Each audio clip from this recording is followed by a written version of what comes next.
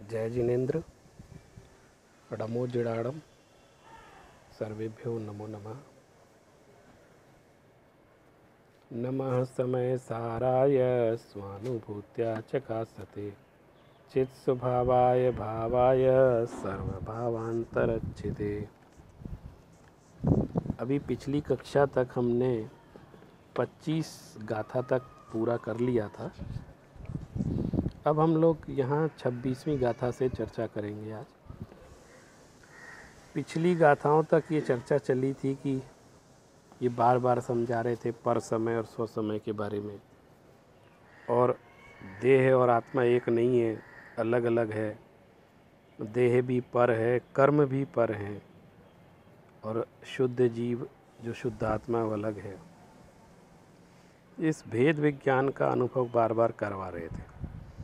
तो शिष्य के मन में प्रश्न होता है, तब ये समझ लीजिए ये गाथा प्रश्नवाचक है, प्रश्न कर रहे हैं, और फिर आगे की गाथा में आचार्य उसका उत्तर देंगे। तो इस गाथा को हम लोग पढ़ते हैं एक बार। जदि जीवोण शरीरम तिथैरायर्य सन्तुदीचेव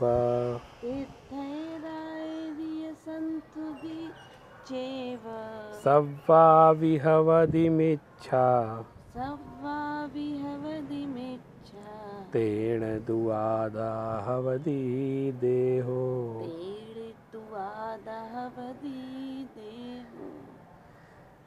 शिष्य ने तर्क किया है। यहाँ पर कह रहे हैं, आप बार बार कह रहे हो कि जीव शरीर नहीं है, शरीर जीव नहीं है, पुद्गल जीव नहीं है, जीव पुद्गल नहीं है। तो यदि जीवो, हम लोग पहले सामान्य अर्थ बता देते हैं, फिर उसके बाद हम यहाँ पे जो अप्रतिबुद्ध शिष्य है समझना चाह रहा है और कहता है कि यदि जीव शरीर नहीं है तो तीर्थंकरों और आचार्यों की स्तुति करना सभी मिथ्या हो जाएगा। इसीलिए हम मानते हैं कि आत्मा देह ही है। देखिए यहाँ गाथा से इसका अर्थ समझते हैं हम। गाथा में कैसे समझाए? यदि माने यदि जीवः न शरीरम न शरीरम, यदि जीव शरीर नहीं है ऐसा मानते हैं तो क्या समस्या होगी? तो कह रहे तिथैरायर्य, तिथेयर माने तीर्थंकर, और इसी में जुड़ा हुआ आयर्य यानी आचार्य। तीर्थंकरः तथा आचार्याः, दोनों लोग, और उनकी संतुति स्तुति, तीर्थंकर और आचार्यों की, तीर्थंकराणाम आचार्याणाम संस्तुति, तीर्थंकरों की और आचार्यों की स्तुति, च एव, वह भी वैसे ही, न वो स्तुति बैठेगी नहीं। क्यों? क्योंकि सव्वावी हवदि मिच्छा, सव वो सारी ही स्तुति, मिच्छा माने मिथ्या, हवदि हो जाएगी। माने अगर ऐसा मानेंगे कि जीव शरीर नहीं है तो वो सारी ही तीर्थंकरों और आचार्यों की स्तुति मिथ्या हो जाएगी। क्योंकि हम तीर्थंकरों की स्तुति करते हैं तो दरअसल शरीर को ही देख के मानते हैं तीर्थंकर हैं।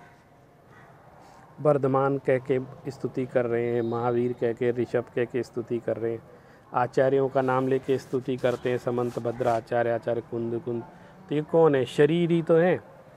तो अगर आप जीव को और शरीर को अलग अलग मानोगे तो हम सारी ही स्तुतियाँ जो पूजा पाठ होता है वो सब मिथ्या हो जाएगा। मिथ्या होता है माने सही नहीं माना जाएगा, क्योंकि हम शरीर की स्तुति कर रहे हैं और उनका चेतना उनसे भिन्न है, तो फिर उसकी स्तुति का क्या फ़ायदा?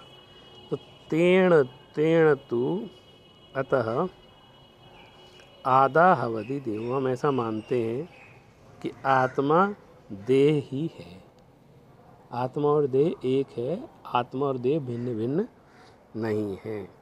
तो इस गाथा में प्रश्न किया है शिष्य ने कि अगर आप शरीर और आत्मा को भिन्न भिन्न मानोगे तो सारी स्तुतियाँ, तीर्थंकर और आचार्यों की स्तुतियाँ व्यर्थ हो जाएंगी, इसलिए आप इसको एक ना मानो। 26वीं गाथा देखते हैं। 26 तो हो चुकी है ना, 27वीं देखते हैं। आचार्य इसमें उत्तर दे रहे हैं। हाँ, इसमें जो प्रश्न है उसका उत्तर यहाँ पे आचार्य उत्तर दे रहे हैं कि इस बात का उत्तर नय के माध्यम से दिया जाएगा।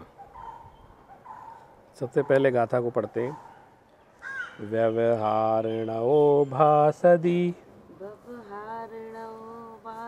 भासदि जीवो देहो यहवदि खलु एको जीवो देहो यहवदि खलु एको णदुणिच्छयस्य जीवो णदुणिच्छयस्य जीवो देहो य कदा विएकट्ठो देहो य कदा विएकट्ठो।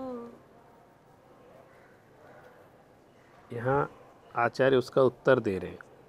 जो प्रश्न पूछा था उन्होंने कहा देखो, तुम्हें निश्चय और व्यवहार समझने की आवश्यकता है। व्यवहारणो माने व्यवहार नय से, इसका पहले सामान्य अर्थ समझ लेते हैं, फिर उसके बाद हम इसको एक एक शब्द से इसका अर्थ समझेंगे। यहाँ पे आचार्य कह रहे हैं कि व्यवहार नय कहता है कि जीव और देह वस्तुतः एक ही है, लेकिन निश्चय नय के अभिप्राय के अनुसार तो जीव और देह कभी एक पदार्थ नहीं हो सकते हैं। तो क्योंकि व्यवहार नय का कथन हमेशा संयोगी कथन होता है, और व्यवहार नय संयोग को भी एक मान लेता है। व्यवहार को पहले असत्यार्थ कहा था कि झूठा होता है, झूठा होकर भी होता है और संसार में वो चलता है, और व्यवहार की आवश्यकता भी पड़ती है, लेकिन व्यवहार कभी यथार्थ का कथन नहीं कर पाता है। तो इसलिए वो कह रहे हैं जो स्तुति होती हैं सारी तीर्थंकरों आचार्यों की, वो व्यवहार से होती हैं। जैसे शरीर को देखकर या मूर्ति को देख करके हम कहते हैं कि तीर्थंकर है, तो वो तो वहाँ तो शरीर भी नहीं है, वो तो पत्थर है, और तीर्थंकर भी नहीं है, लेकिन उसको भी हम कहते हैं तीर्थंकर है। तो ये जो स्तुति है वो व्यवहार से की जाती है, निश्चय नय से तो वो भी तीर्थंकर नहीं है। तो देखिए, भासदि शब्द का अर्थ क्या है? भाषते माने कहा जाता है। हम लोग बोल देते हैं ना, आप इस भाषा को समझो। कहीं व्यवहार का कथन होता है तो कह दिया जाता है, कहता है ऐसा कहा जाता है। कई बार हम लोग भी कह देते हैं ना किसी चीज़ को, अरे ऐसा क्यों कहने, लेकिन कहा ऐसे ही जाता है। जैसे कोई आपके घर की प्रशंसा करे कि आपने बहुत अच्छा घर बनवाया, बड़ा सुंदर घर है, तो आप कहते हैं अरे हमारा कहाँ है, आपका ही है। तो उनका है मतलब आपने कह दिया, या हम किसी के घर गए वो कह देते हैं कि आपका ही है, तो आपका मतलब क्या है? ये क्या मेरा है? वो नहीं है, लेकिन ऐसा कहा जाता है। व्यवहार में ऐसा कहा जाता है। संयोगी कथन का अर्थ समझते हैं, संयोग से जुड़ा हुआ कथन। कैसे?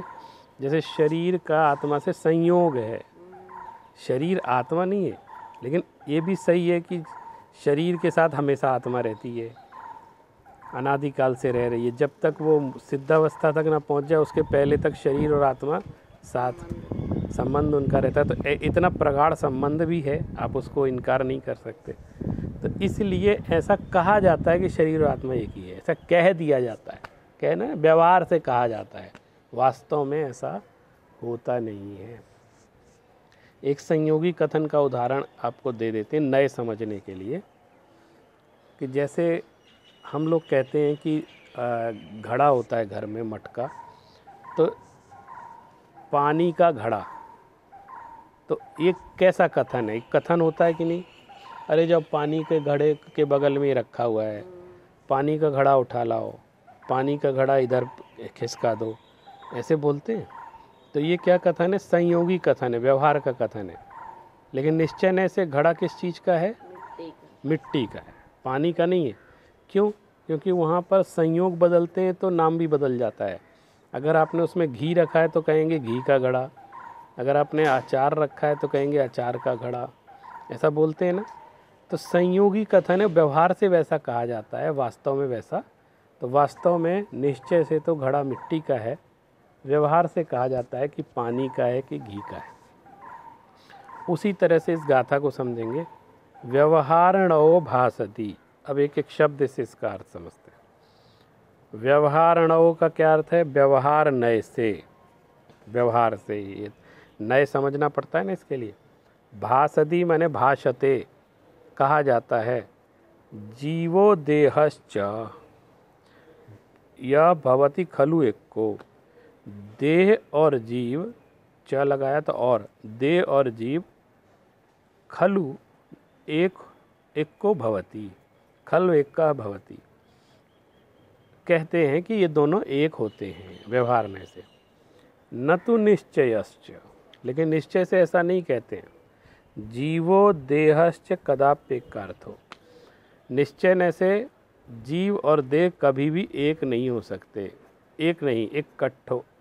देहो या कदावि, जीवो देहो च कदावि एक कट्ठो न, क्या निश्चयस्य दु जीवो देहो कदावि एक कट्ठो न, ये अर्थ बनेगा ना। निश्चय न से जीव और देह कभी भी एक पदार्थ नहीं हो सकते हैं, वास्तविकता ये है, क्योंकि इन दोनों में अत्यंता भाव है। अत्यंता भाव का अर्थ समझते हैं? जीव और पुद्गल कभी एक बिल्कुल विपरीत चीज़ें हैं। जैसे एक पुस्तक दूसरी पुस्तक नहीं है, तो इसमें अत्यंता भाव नहीं है। दोनों पुद्गल तो है ना, पुस्तक पुस्तक, तो इस दृष्टि से इनको हम कह सकते हैं कि दूसरे अभाव हो सकते हैं, लेकिन अत्यंता भाव नहीं हो सकता। अन्योन्या भाव हो सकता है, लेकिन जीव और पुद्गल में दूध और पानी देखो, वो फिर भी वो सब एक हैं। लेकिन जीव और पुद्गल ऐसा है कि अत्यंत अभाव, एक दूसरे में कभी आज तक वो रंच मात्र भी पुद्गल नहीं हुआ और रंच मात्र भी पुद्गल चेतन नहीं हुआ, ऐसा। और रहते दोनों साथ में, ये गणित है पूरा का पूरा कि रहना साथ में दोनों को, लेकिन दोनों एक दूसरे के कभी होते नहीं हैं। ये इनका जीवन का यथार्थ है, वस्तु स्वरूप का यथार्थ है। तो ये गाथा हो गई। अब हम लोग 28वीं गाथा देखेंगे। अब हम लोग 27वीं गाथा पढ़ते हैं। एणमण्णम जीवादो देहम पुग्गलमयम थुणित्तुमुनि, एणमण्णं जीवादो देहं पोगल्मयं तुणित्तुमुनि, मण्णदिहु संथुदो वंदिदो मये केवली भयवम, मन्नदिहु संतुदो वंदिदो मय केवली भैवम। यहाँ पर आचार्य उसी बात को आगे समझाते हुए कह रहे हैं कि जो केवली भगवान की स्तुति होती है वह व्यवहार न से ही होती है। जीव से भिन्न इस पुद्गल में देह की स्तुति करके मुनि ऐसा मानते हैं कि मैंने केवली भगवान की स्तुति और वंदना की है, इसी व्यवहार न से। तो देखिए गाथा में भी ये अर्थ स्पष्ट हो रहा है। गाथा का एक एक शब्द का अर्थ देखेंगे।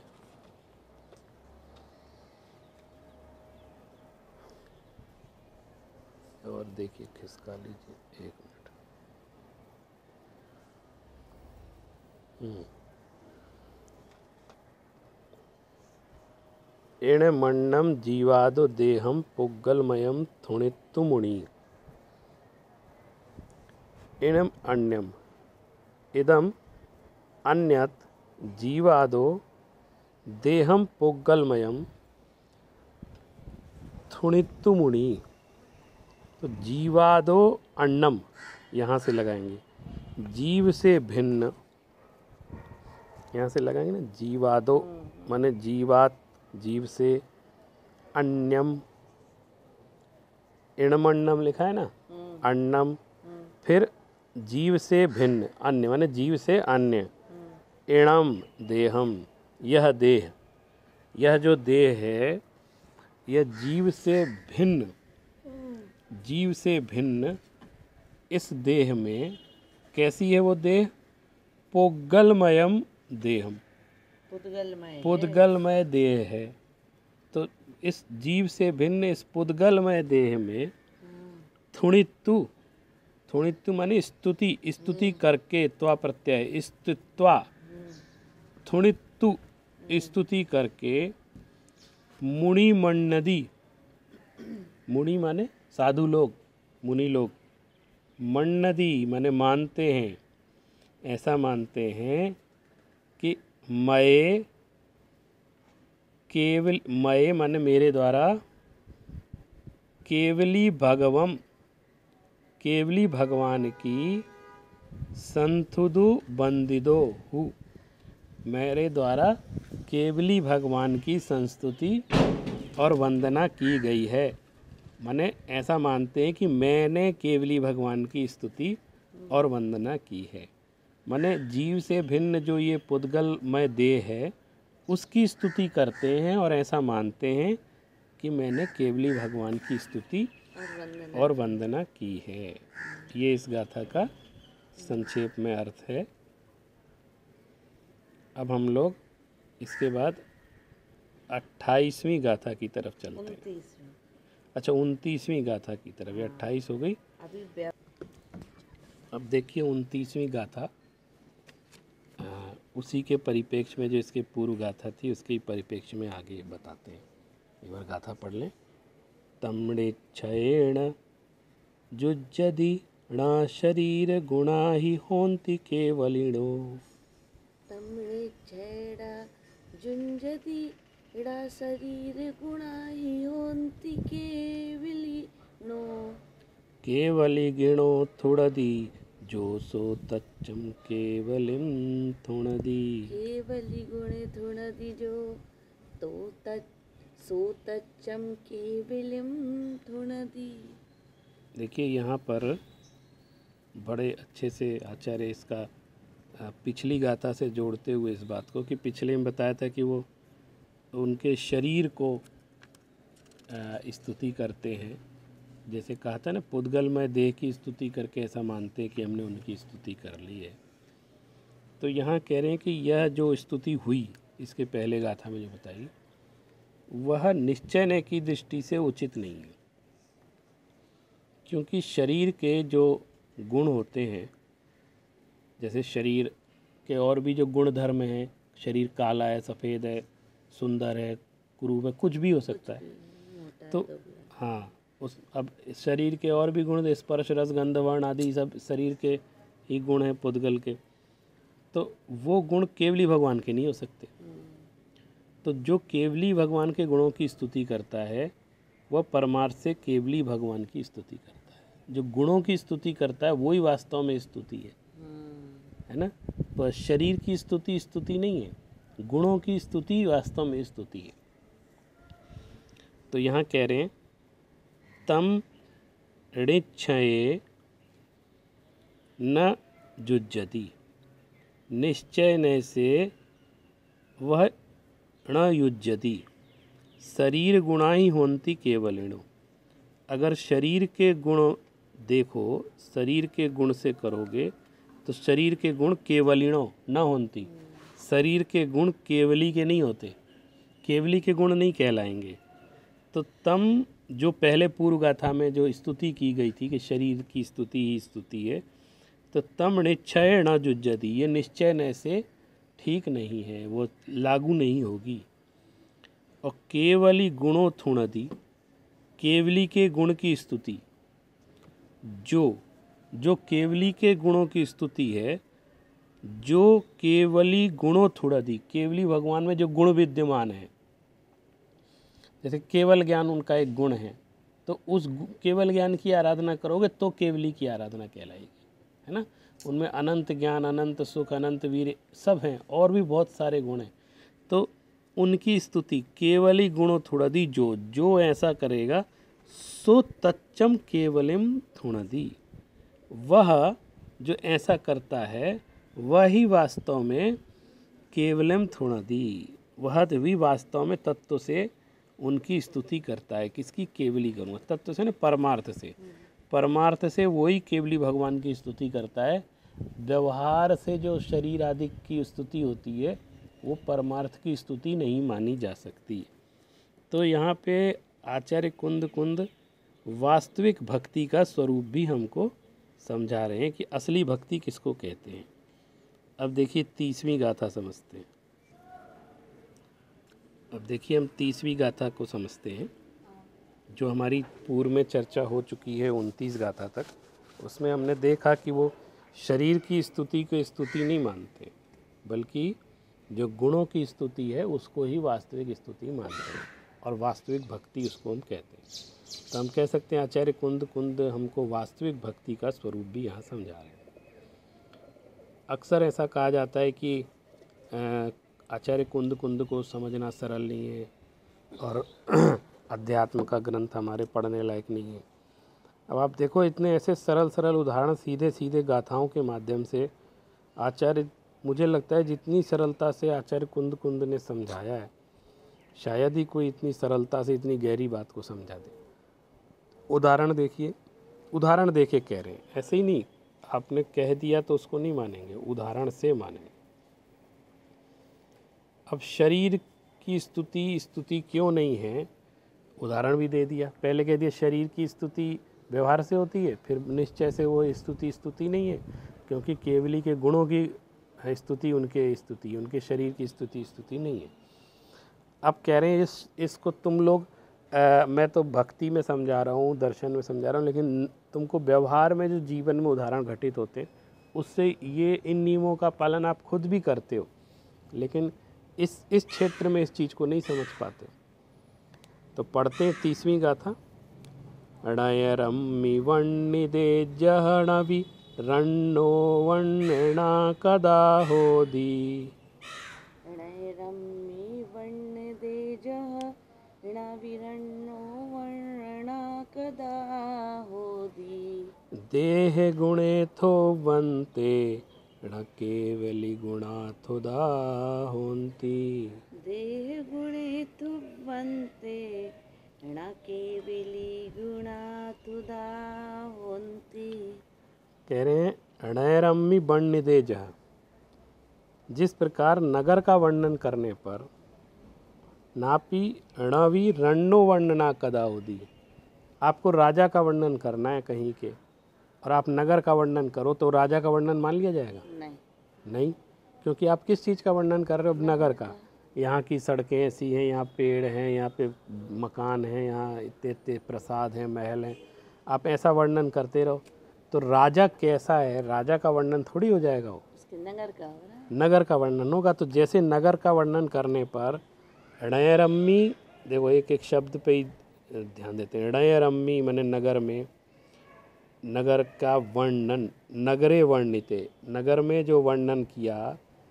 जहणवि, जैसे जहणवि माने जैसे वो नहीं माना जाएगा नगर के वर्णन को। रण्णो माने राजा का वर्णना कदा होदी, वो राजा का वर्णन कदापि नहीं हो सकता, है ना। इसी तरह देह गुणे थुप बनते, आप देह की आराधना कर रहे हो। अब देह की आराधना के उदाहरण क्या है, क्या करते हैं? जैसे आप पूजन पढ़ रहे हैं या फिर कोई भजन आरती पढ़ रहे हैं तो उसमें क्या बोलते हैं? जैसे भगवान महावीर के बारे में पढ़ रहे हैं कि सिद्धार्थ घर जन्म्यो, है ना, प्रभु वैभव था भारी। तो क्या क्या क्या की स्तुति हुई? सिद्धार्थ के घर में जन्मने की स्तुति हुई। वैभव था भारी माने बहुत राजपाट था। त्रिशला के पुत्र थे, नंदन तुम्हारा नाम था और तुम्हारे इतने नाम थे, शरीर था।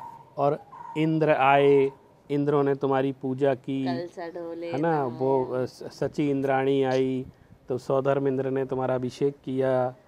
और जो तुम देखने में अच्छे थे, तुम्हारी आंखें इतनी अच्छी थी, तुम्हारा शरीर इतना सुंदर था कि सारे लोग देख करके वो हतप्रभ रह जाते थे, हे प्रभु महावीर। अब इसमें महावीर की स्तुति कहाँ है? ये आपको इस जगह से समझना पड़ेगा। बहुत सुंदर। कितना बढ़िया। महावीर कोले वो तो देह की स्तुति कर दी आपने। ऐसा सुंदर तो कोई भी हो सकता है, आप ऐसे समझना बात को। ये जैसे सुंदर वो थे वैसे सुंदर क्या दुनिया में लोग नहीं थे? तो थे। वे जैसा राजपाट उनका था क्या वैसा में दुनिया में किसी का नहीं था। राजाओं के घर जन्मते बहुत लोग जन्मते हैं, बहुत सुंदर होते हैं, कामदेव जैसे सुंदर होते हैं, और उनके जैसा राजपाट क्या दुनिया में किसी के पास नहीं था, बहुतों के पास था। तो ये स्तुति, वैभव की स्तुति, शरीर की स्तुति, ये महावीर की स्तुति कैसे हुई? लेकिन महावीर की स्तुति कैसी होती वास्तव में? तो कह रहे हैं आप महावीर के वर्णन करते, उनके गुणों का वर्णन करते, उनके केवल ज्ञान का वर्णन करते, उनके निर्वाण का वर्णन करते, उन्होंने जो आराधना तपस्या की, जो उनके गुण जो दूसरों में नहीं थे, तब वो महावीर की स्तुति कहलाएगी। इसी तरह उन्होंने कहा कि देह गुण थुप बनते, देह गुण की स्तुति से न केवली गुणा थुदा होती। केवली के गुणों की स्तुति नहीं होती है, देह की स्तुति होती है, इसलिए उसे हम वास्तविक स्तुति नहीं कह सकते। ये व्यवहार से स्तुति होती है कि भजन गा लिया, उनका प्रशंसा कर ली, लेकिन वास्तविक स्तुति किसको कहते हैं? जो उनके गुणों की स्तुति होती है वही वास्तविक स्तुति कहलाती है। तो इन 4-5 गाथाओं के माध्यम से आचार्य कुंद ने हमें वास्तविक भक्ति और वास्तविक स्तुति का रहस्य हमको समझाया है कि हम व्यवहार में तो आराधना करें ही, पूजन पाठ प्रक्षाल करें, लेकिन वास्तव में तीर्थंकर की स्तुति क्या कहलाती है, केवली भगवान की स्तुति क्या कहलाती है, उसको भी ध्यान में रखें, क्योंकि वो चीज़ छोड़ के हम बाकी सब करते हैं। तो आचार्य कुंद ने हमें इस वस्तु के स्वरूप का दर्शन कराया है। आगे की कक्षाओं में हम अगली गाथाओं का पाठ करके उसका भाव समझने का प्रयास करेंगे।